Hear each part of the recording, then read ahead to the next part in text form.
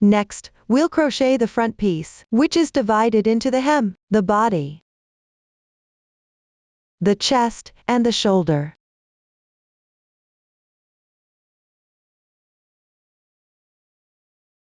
The method for the hem is identical to the back piece's hem. Just refer to the chart for crocheting. After completing, move on to the body. Here, row 1 needs to be crocheted using color 2, so we need to join color 2. Let me demonstrate the method. Here, I'm demonstrating with a small sample. Pick up color 2, leave a long yarn tail, tie a knot on color 1.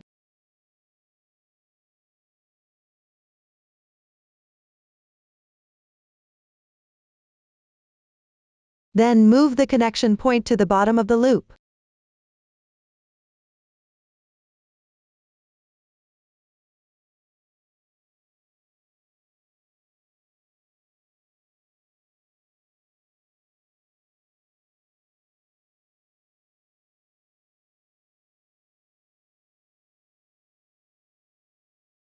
Completing the joining of the yarn, continue using color 2, and follow the chart to crochet the corresponding stitches for rows 2 to 4.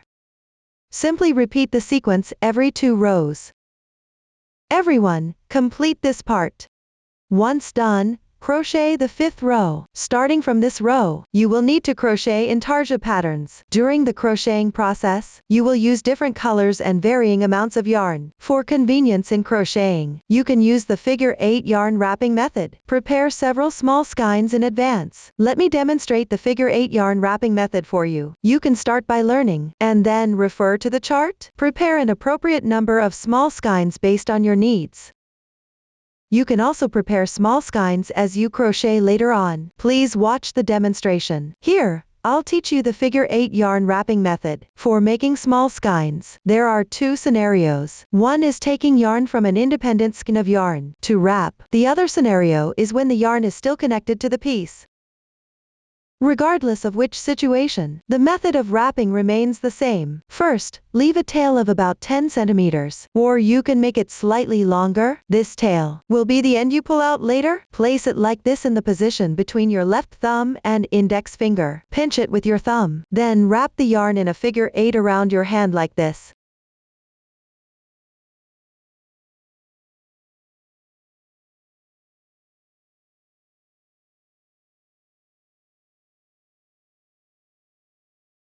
If the yarn is still connected to the piece, you wrap it like this. Note that one end of the yarn is still attached to the piece, making it convenient to pull the yarn later. When wrapping, maintain moderate tension, neither too loose nor too tight.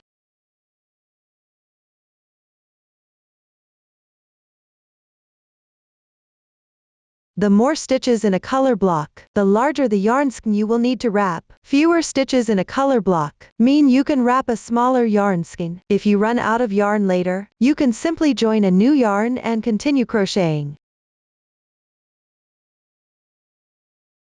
After wrapping to the approximate size, leave a tail and cut the yarn.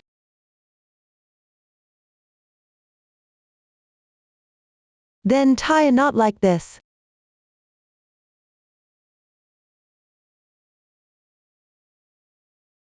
You can first wrap a few times in the middle to secure it.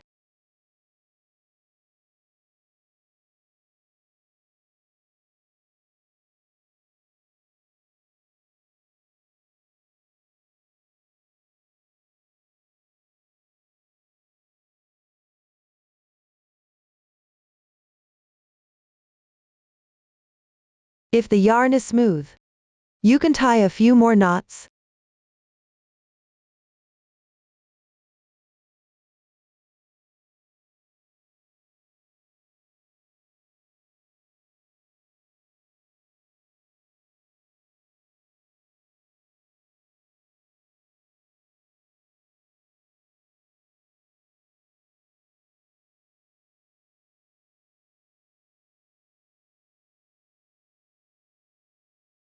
If the yarn tail is too long here, you can trim it slightly shorter. This is the method for wrapping a small yarn skein. When you use it, just gently pull the yarn like this.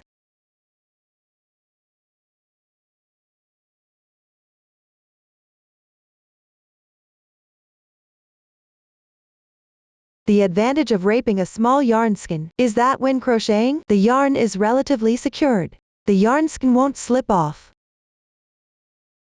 When you have multiple yarn skeins, they are less likely to tangle with each other. This makes crocheting more convenient. If you reach the end of a small yarn skein, if it gets a bit loose, you can take it apart and rewrap it.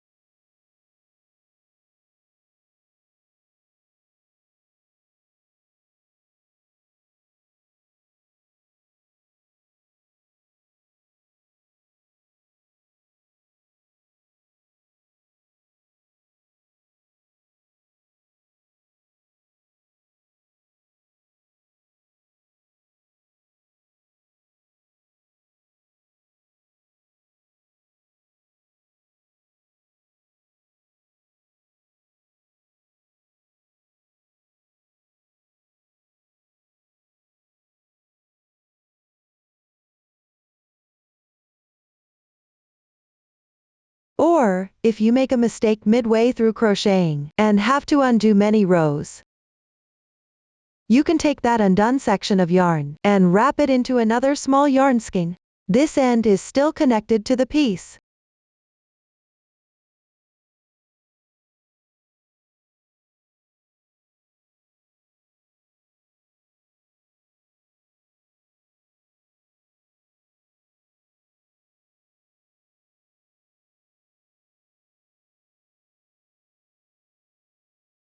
After wrapping, secure this part with some yarn.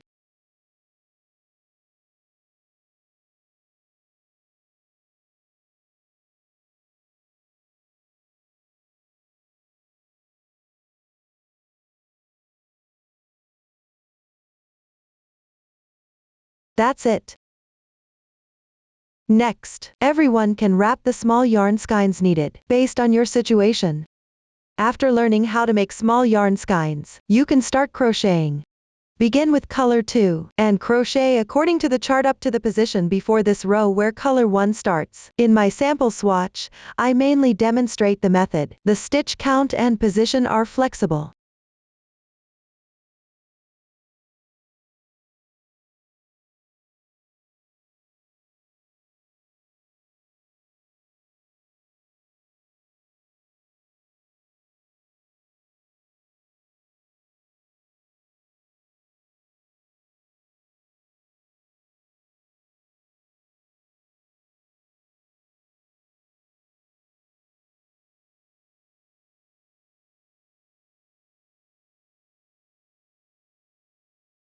When you reach the corresponding position, continue crocheting with color 1. Here, join a yarn of color 1 to color 2.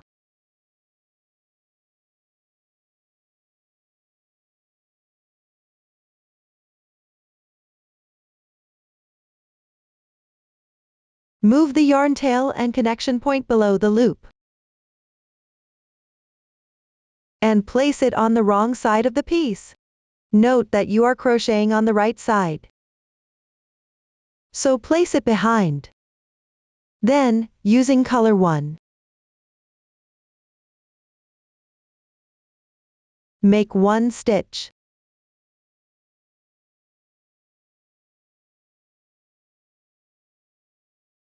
The next stitch will be in the color 2. Switch to color 2 and continue crocheting. Since this is intarsia crochet, to prevent holes at the boundary between the two colors. When changing colors here, you need to cross the 2 colors of yarn.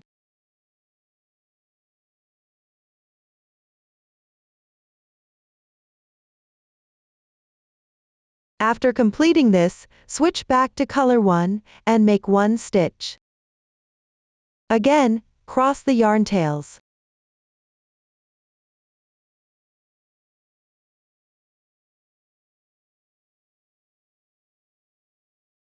Then switch to color 2 and make 1 stitch.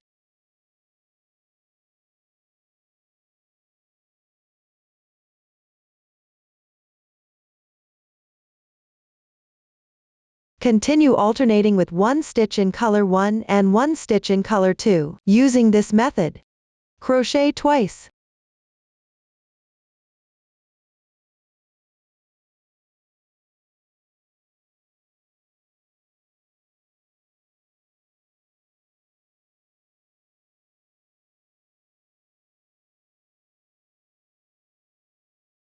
Once.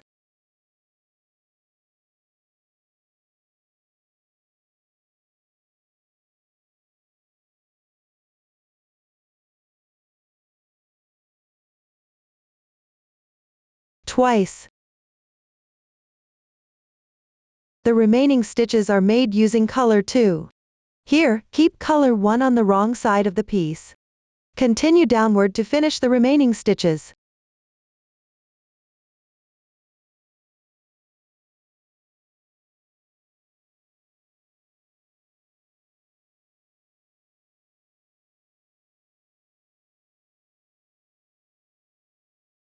After completing the last stitch, the 5th round is finished. Proceed to crochet the 6th row. This row is entirely crocheted, using color 1. Use the color 1 yarn from this end of the edge. Follow the chart for crocheting. Everyone complete it. After completing, start the 7th row. We will work this row on the wrong side. Here, turn the piece. Pay attention to tidying up the yarn.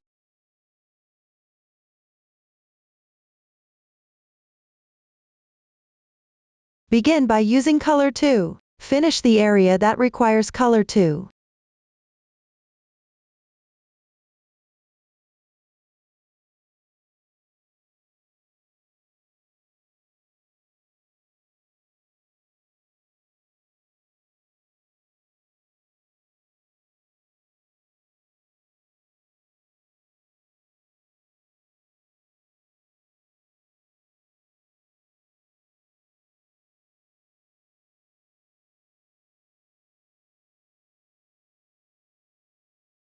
When you reach the corresponding position, continue using color 1 to crochet downwards.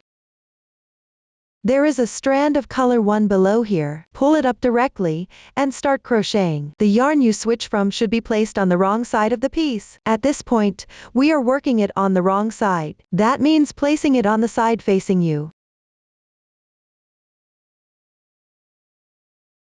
At the same time, cross the 2 strands of yarn.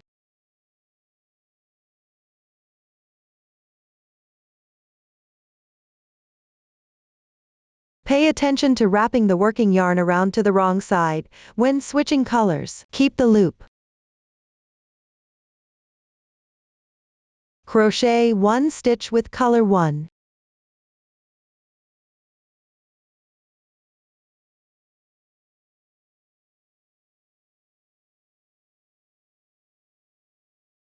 Then switch to color 2 and crochet 1 stitch.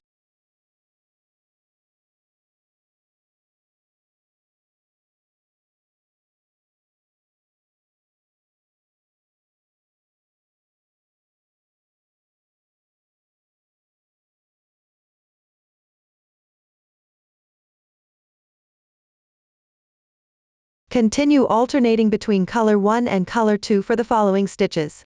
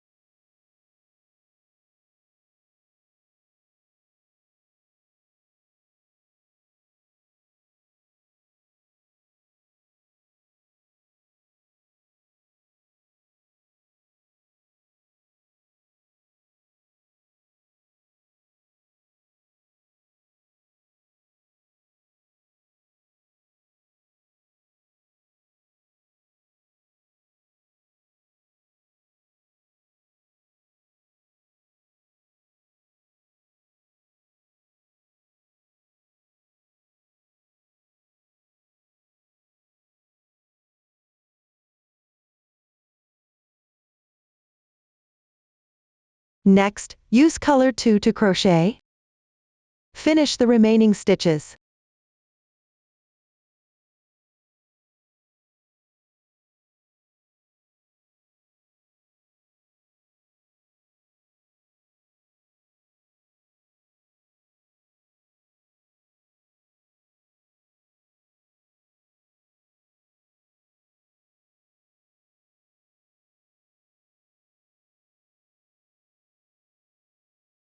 Complete the last stitch.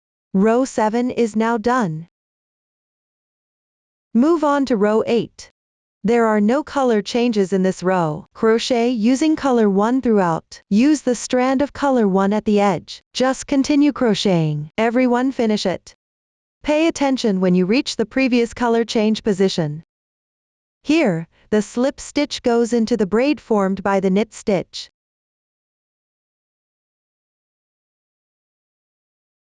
When crocheting, pick up the purl stitch position. Crochet together with the adjacent yarn loop on the needle.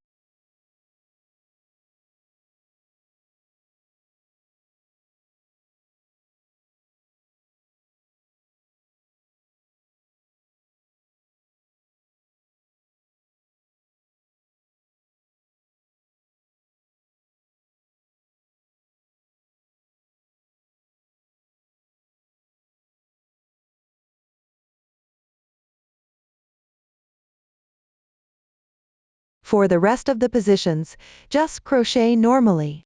After completing this, move on to row 9. Start with the color 2 section. Use color 2 to complete the corresponding area.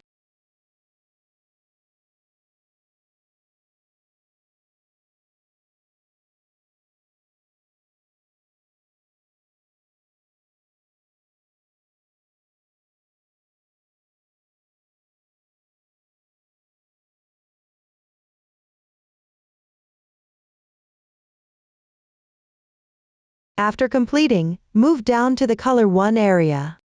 There is no color 1 nearby below here. The color 1 position from row 7 is quite far from the current crocheting position. Additionally, this color 1 will not be used in the nearby positions afterward. Therefore, you can leave a long tail and cut the yarn.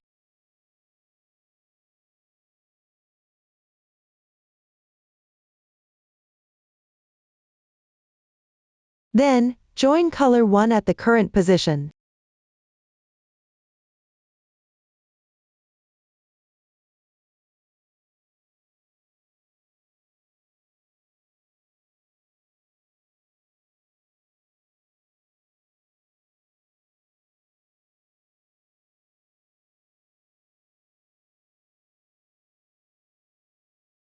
The yarn tail from the removed yarn, and the joining yarn tail should both be placed on the wrong side of the piece. Since the current row is crocheted on the right side, simply place the tails behind the piece. Then continue downward using color 1. Complete the corresponding area.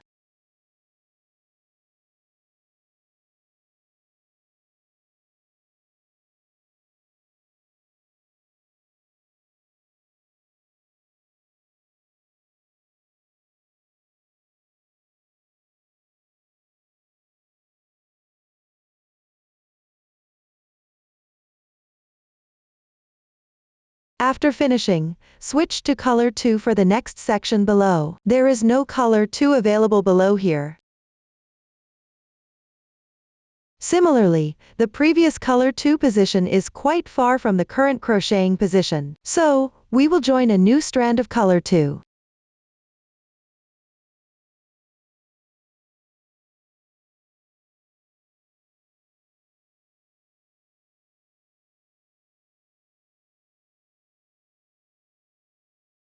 Continue downward with color 2 to complete the remaining.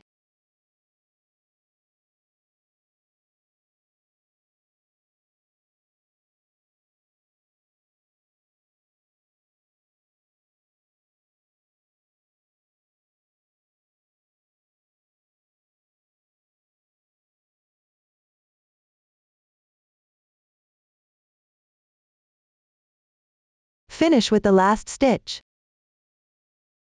Row 9 is now completed. Next, crochet row 10. There's no need to change colors in this row. Use the color 1 from this end and crochet directly. Everyone, complete this section. After finishing, move on to row 11. Start by using color 2 for crocheting. Complete the corresponding area.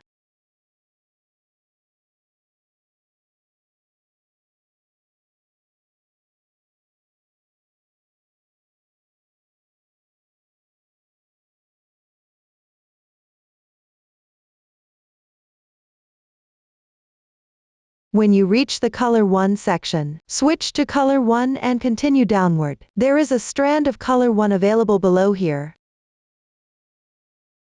This is the color 1 left over from row 9. Since the distance to the crocheting position is close, you can directly use the color 1 yarn from below for crocheting.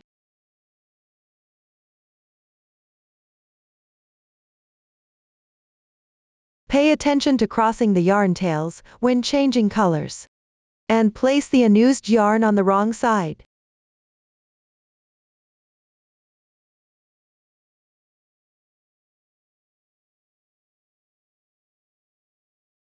Then, use color 1 to continue crocheting downward.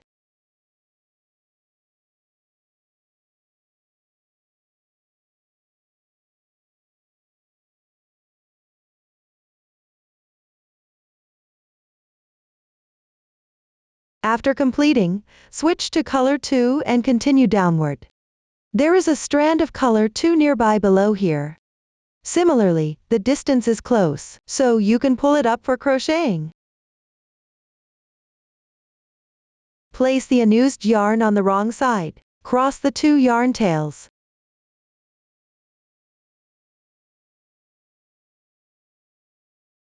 Always place the unused yarn on the wrong side of the piece when changing colors. And remember to cross the yarn tails when changing colors. I won't repeat this. Continue downward using color 2. Finish the remaining part.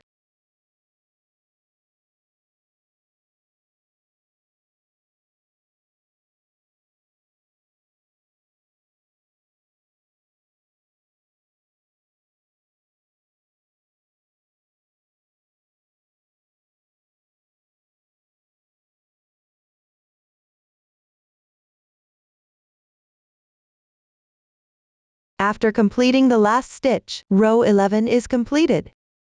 I will explain using the finished product from here on. You'll encounter areas where color 1 and color 2 alternate. You will also encounter areas that are entirely color 1 or entirely color 2. Regardless of which area you are knitting, the method remains the same. When you reach a color change position, use the yarn tail below that is closer. If the distance is too far, you can join a new yarn to continue knitting. If there is no corresponding yarn below, simply join a new yarn and continue knitting. When knitting later, if you encounter 2 strands of the same color thread underneath, try to choose the one that is closer to the bottom. This way, the thread trace won't be too long. Since it's a 2-row round trip, and the pattern is irregular, there will be instances where 2 areas connect. This means you might encounter an area where 2 strands of the same color yarn are used for knitting. If you're unsure about how far to knit of the strand at this point, you can check in advance where the yarn tails will be used in the following rows. Then place the yarn tails appropriately based on this. If the yarn tail position is not suitable during knitting, you can also leave a long yarn tail and cut the yarn. Then rejoin the yarn at an appropriate position to continue knitting. After finishing a pattern area here, for any unused threads, leave a long yarn tail and cut the yarn.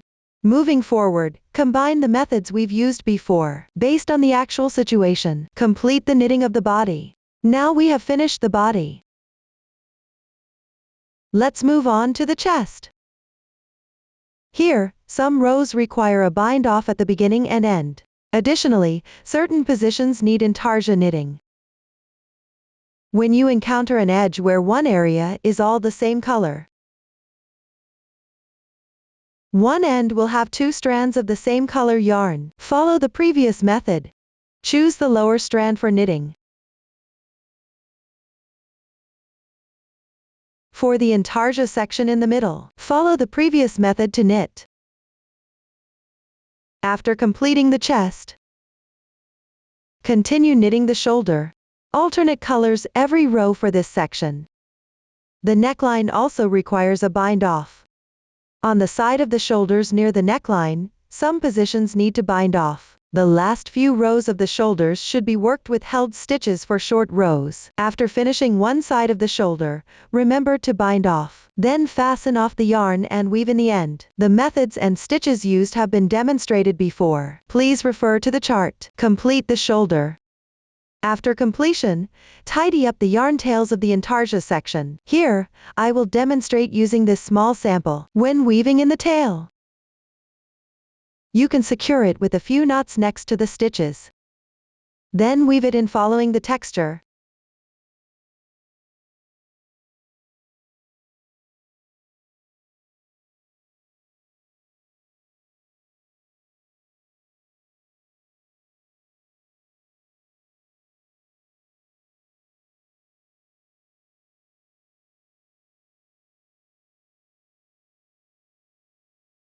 Try to weave in the tail within the same color area.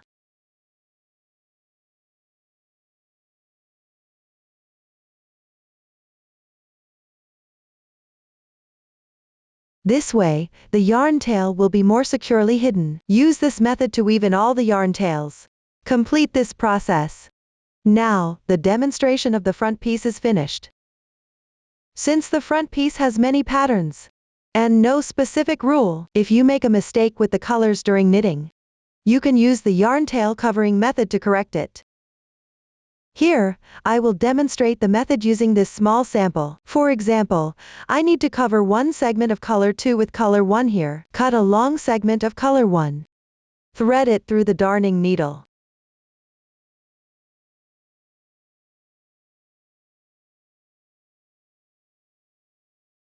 Then, pass it through from the hole underneath the corresponding braid.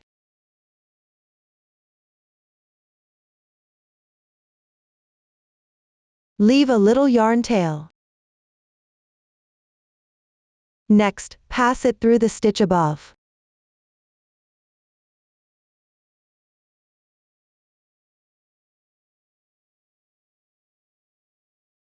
Then, bring it back through the hole underneath the braid.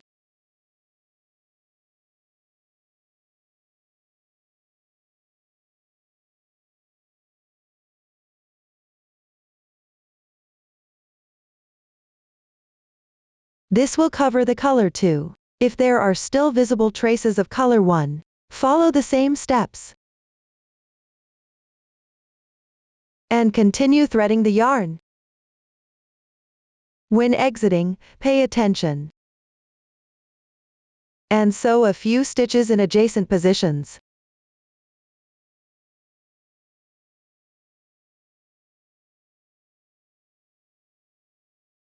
Then, follow the same method to thread the yarn.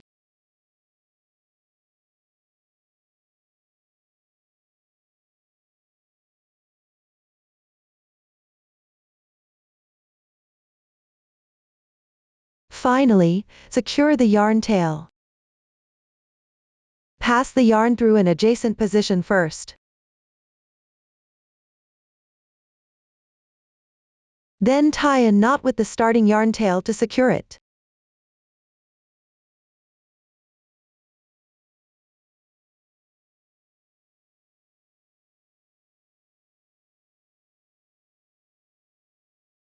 The remaining yarn tail should be hidden along the texture, inside the piece.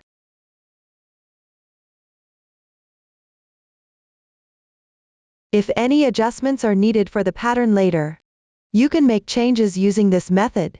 After completing the front and back pieces, proceed with connecting them. Here, use color 1 to connect the shoulders and body separately.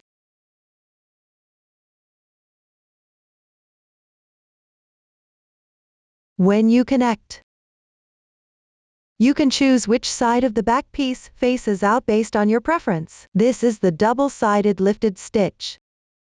Both sides are the same except for the different colors of the braids. Other than that, everything else is the same. The front piece will have an intarsia section. The neat side without any yarn carrying marks should face out. Here, use the stitch-to-stitch sewing method to connect the shoulders. When inserting the needle, pick up the braids on both sides that roughly correspond, or you can pick up the spaces between the braids. For the body, use the row-to-row sewing method. When inserting the needle, pick up the carrying yarn along the edges of the pieces.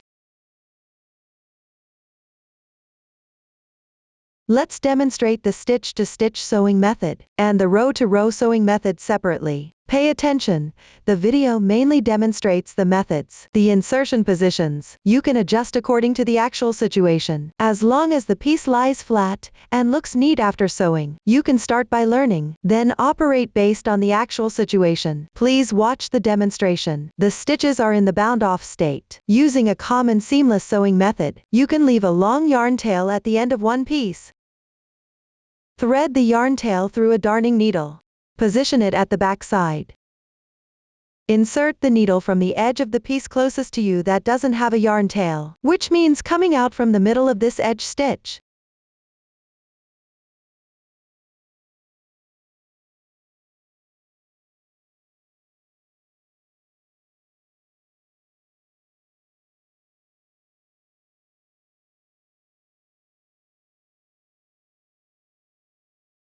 Then, insert it into the middle of the edge stitch on the back piece.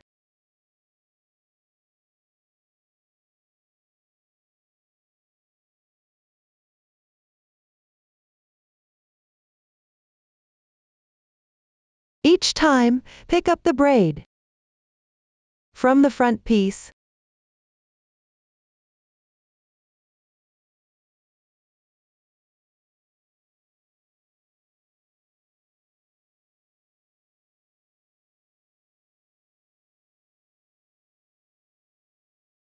And pick up the reverse braid from the back piece.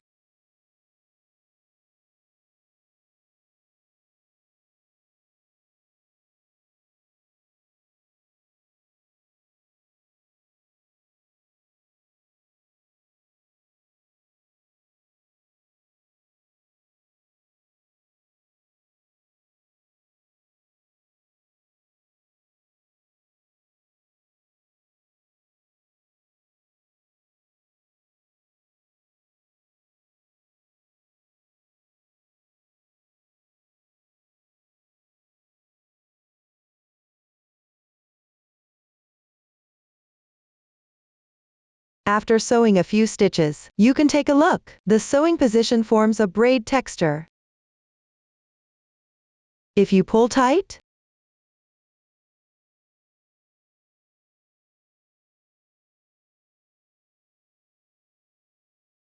it will become an invisible seam, where the stitching marks are not visible. You can decide whether to pull tight based on your preference. I'll continue sewing this part until it's finished.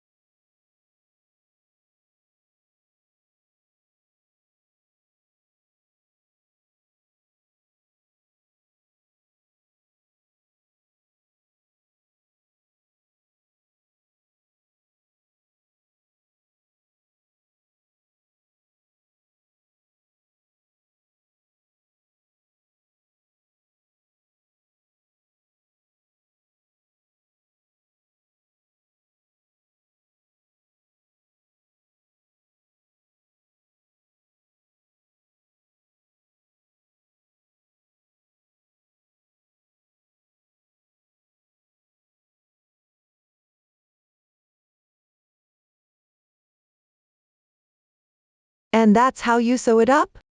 Next, let's learn how to connect rows. We usually use the invisible seam method for this as well. When sewing, pick up the horizontal strands along the edges of 2 stitches. Let's start by getting to know the crochet piece. First, locate the first stitch on the edge. The first stitch on the edge usually has 4 possible situations. The first type is a slip stitch. This means picking up along the texture without crocheting, forming a large braid. The second type is also a slip stitch. But when making the slip stitch, it goes in the opposite direction of the texture below, forming a knot like this.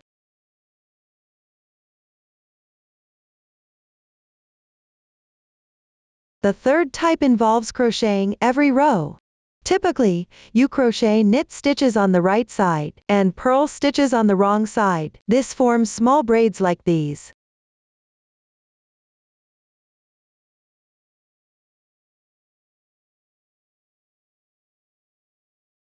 The fourth type also involves crocheting every row, but you use knit stitches on both the right and wrong sides. This creates a waffle stitch. The second stitch is to the left of the first stitch. For example, in this piece, when viewed from this side, the second stitch shows a knit texture. When viewed from the other side, the second stitch shows a purl texture. Whether the second stitch has a knit texture or a purl texture, you can observe that the loops are all oriented correctly.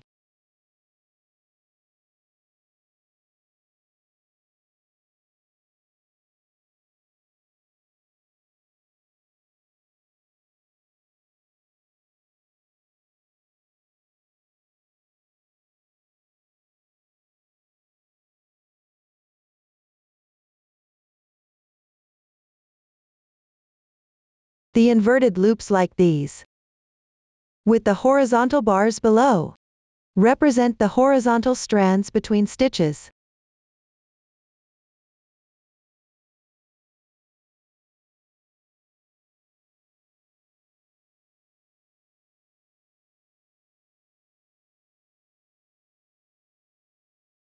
It's the same on this side as well. This is an inverted loop. This line here is the horizontal strand between 2 stitches.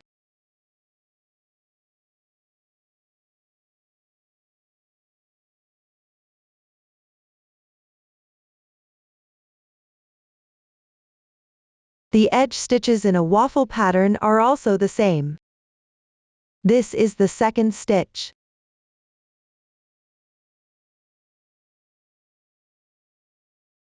This column here is the second stitch, with correctly oriented loops. Between these 2 stitches, there is an inverted loop. This line here, it's the horizontal strand between 2 stitches.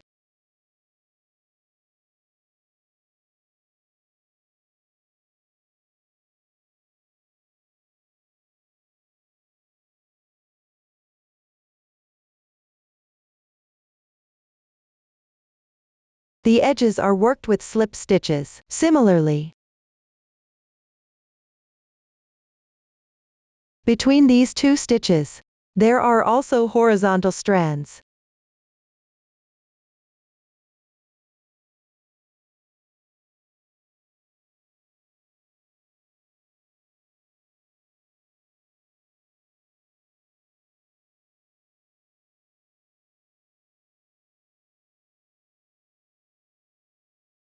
No matter which type, each strand roughly corresponds to a row. Before sewing, you can hide the yarn tails with a few stitches on the wrong side and tie a knot to secure it. I won't hide the yarn here. For invisible sewing, you alternate between these 2 pieces, picking up the horizontal strands along the edges of 2 stitches, and sew them together. Pick up 1-2 strands each time. Note, if the row counts of the 2 pieces match, you can sew them together correspondingly. This means you pick up the same number of strands each time.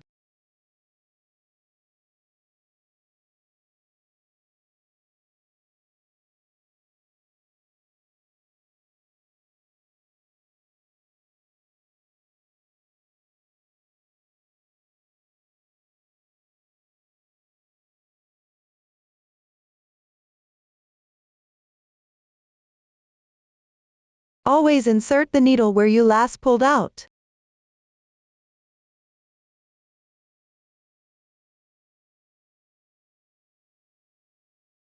To pick up the horizontal strand. Here, I pick up one strand each time.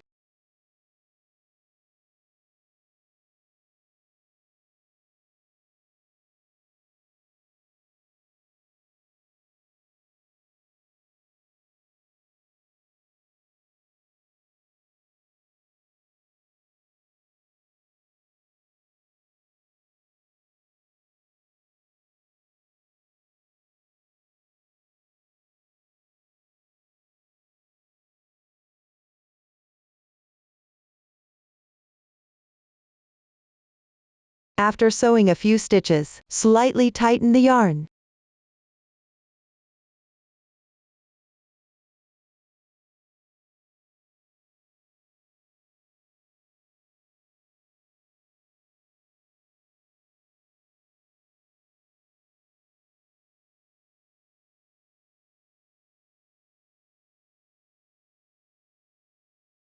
If the row counts of the two pieces differ, but you want to sew them together evenly, you can pick up more strands on the side with more rows, as needed. For example, generally, you pick up one strand each time.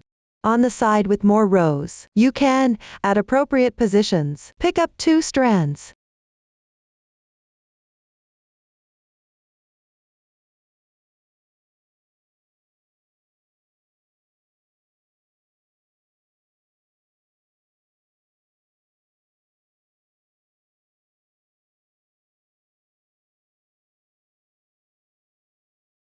Here, the row counts of the two pieces are identical, so I will continue to sew them together.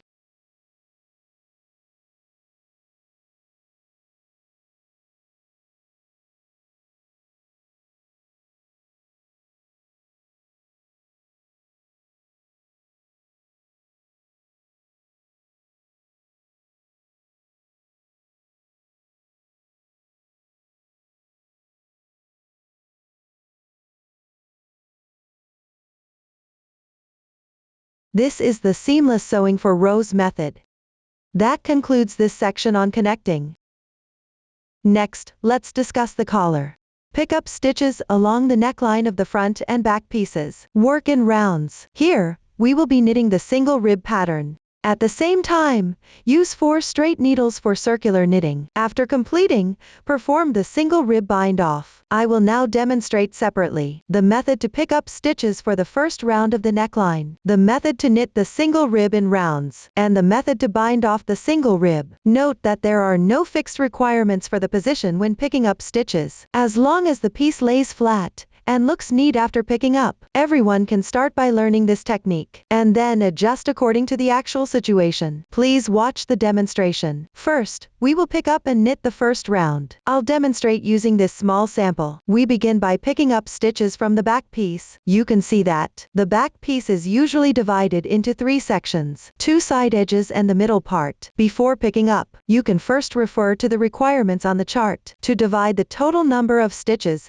to be picked up from the back piece among these 3 sections. Typically, the middle part is picked up stitch by stitch in correspondence, and the remaining stitches are evenly distributed between the 2 side edges. For example, if I need to pick up a total of 21 stitches on this back piece, I would pick up 11 stitches in the middle, 1 for 1. These 11 stitches usually correspond to the stitches where the middle was bound off. Then, simply pick up 5 stitches evenly on each of the 2 side edges. For this round of picking up stitches, work all knit stitches. For these side edges, just pick up a few strands along the edge. Pay attention to keeping them roughly even. Here, I use different colors of yarn for demonstration, making it easier to watch.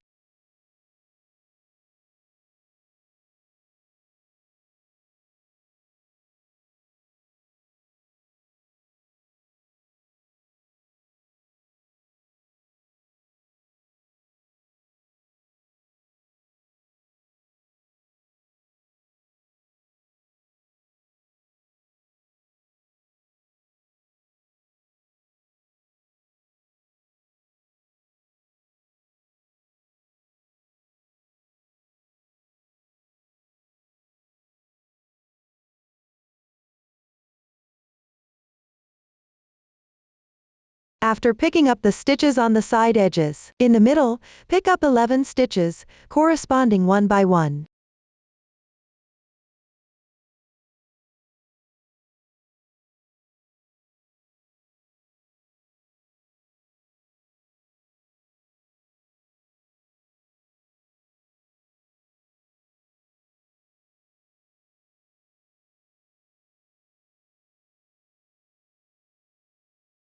After completing, on this side edge, continue to pick up 5 stitches evenly.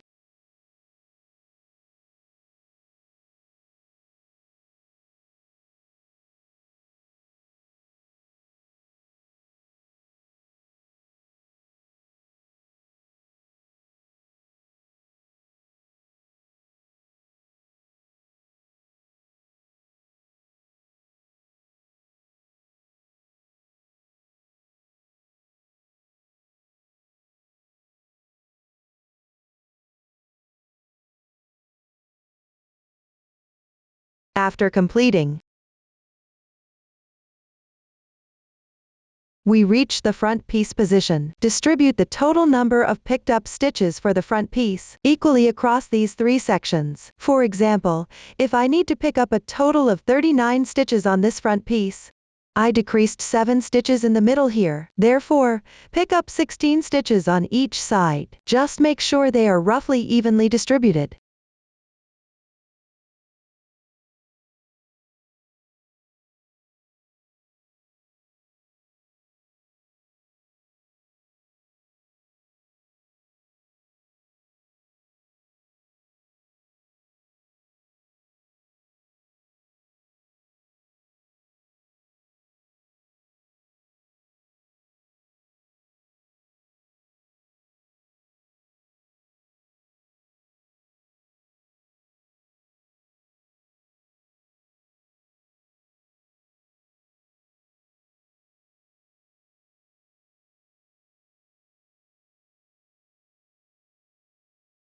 After picking up all the stitches, check the number of stitches, then distribute them evenly across 3 straight needles.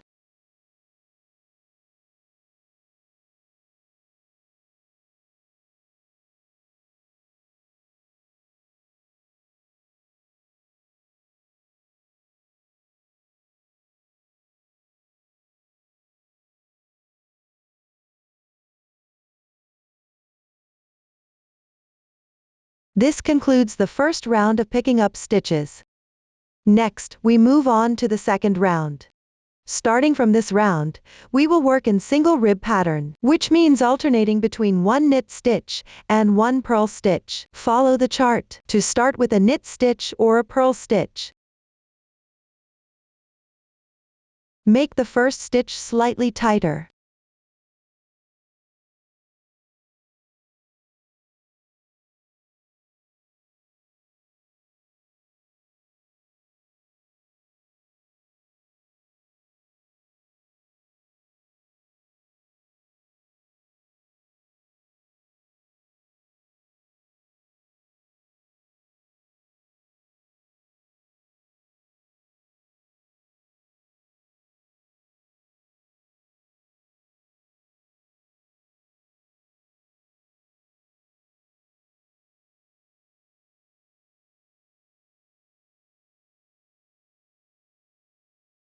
Note: each time you switch needles, make sure to knit the first loop a bit tighter.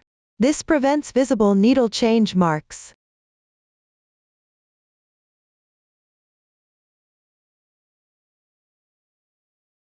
Continue alternating between knit and purl stitches. Finish this round. That means completing the loops on the third needle.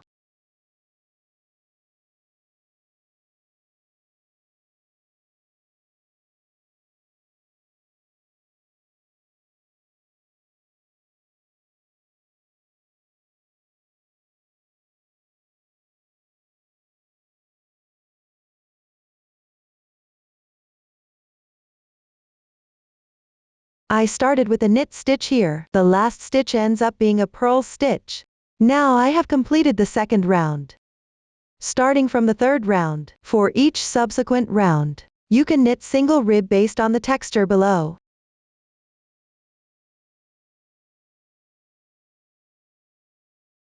That means, if you see a braid below, knit a stitch.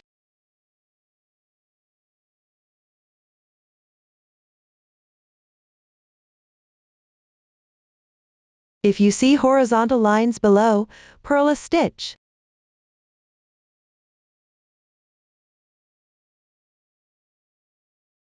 Braid means knit. And horizontal lines mean purl.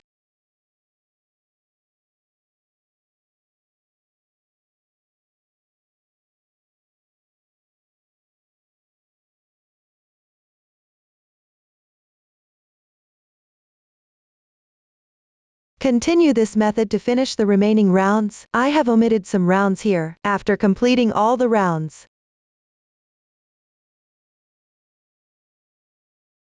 perform a single rib bind off. Start by knitting 2 stitches in the opposite stitch pattern to the texture below. Here, the first stitch below is a braid, and the second stitch below is a horizontal line. So, start with a purl stitch, then knit a stitch, then pass the previous stitch over the next stitch. This way you will have bound off 1 stitch. Continue with 1 more stitch in the opposite stitch pattern to the texture below. Here it is a braid, so you should knit a purl stitch. Before knitting, use your left hand to pinch the bottom of the loop on the right needle. Take the needle out. Place it underneath the yarn and reinsert it back into the loop. Then knit the purl stitch. Again, pass the previous stitch over the next stitch. This way you will have bound off another stitch. Continue with 1 more stitch in the opposite stitch pattern to the texture below. Here is a horizontal bar, so you should knit a knit stitch. Before knitting, take the needle out. Place it above the yarn and reinsert it back into the loop. Knit a stitch. Then pass the previous stitch over the next stitch. This way you will have bound off another stitch. Each time, you need to knit in the opposite stitch pattern to the texture below, and before knitting, you need to change the position of the yarn by moving the right needle. When purling, the yarn should be above.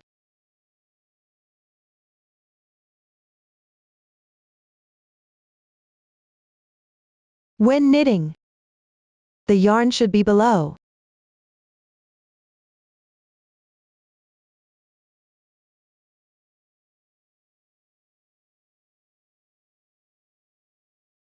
Let's continue binding off the stitches.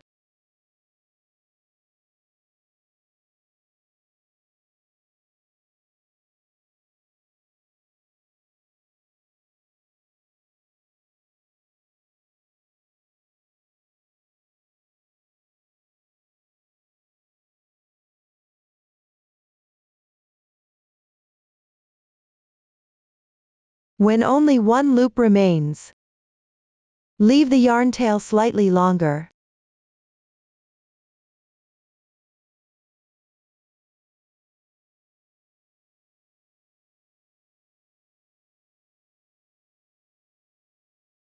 Secure the loop.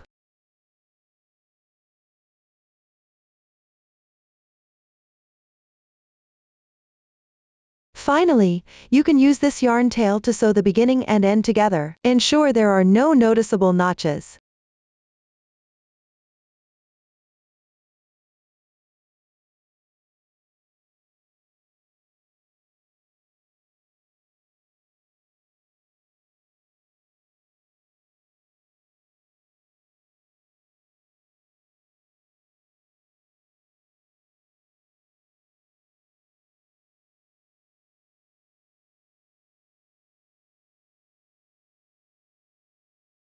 That concludes the demonstration of the collar. This completes the explanation of how to knit the collar. Finally, we will knit the cuff edge. The method is identical to the collar. Use 4 straight needles and knit single rib stitch in rounds along the cuff area. After finishing, bind off with a single rib stitch. These methods have all been demonstrated before. Please complete this part. This concludes the explanation of how to knit the cuff edge. Up to this point, the entire process of making the vest has been fully explained. If you have any unclear points during the knitting process, don't hesitate to join our Facebook group to get support. Susan's Family, supporting your handwork experience, sharing the joy of life. Thank you for watching. See you in the next episode.